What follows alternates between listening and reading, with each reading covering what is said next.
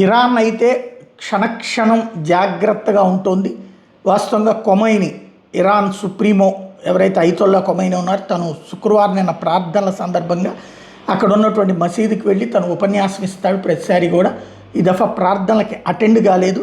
ఏంటి అంటే, ఇప్పుడు కనుక మొన్న వెనిజులా అధ్యక్షుని ఎట్లయితే గబక్కను పికప్ చేశారో అట్లాంటిది, లేదా రైడ్స్ B-2 బాంబర్ల లాంటి వాటితో రైడ్స్ చేస్తారన్నటువంటి సమాచారంతో ఆగిపోయారన్నటువంటి పాయింట్ ఒకటి వినబడుతోంది.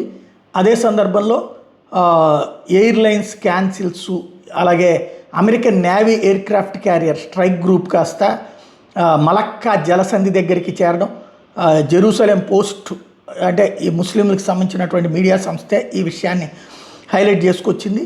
మరోవైపు చూస్తే పెద్ద ఎత్తున స్ట్రైక్స్ జరిగేటటువంటి అవకాశం ఉందన్నటువంటి ప్రచారం కూడా ఇప్పుడు కీలకమైంది. సంథింగ్ ఏదో జరుగుతుందన్నటువంటి అనుమానం అయితే వ్యక్తమవుతోంది.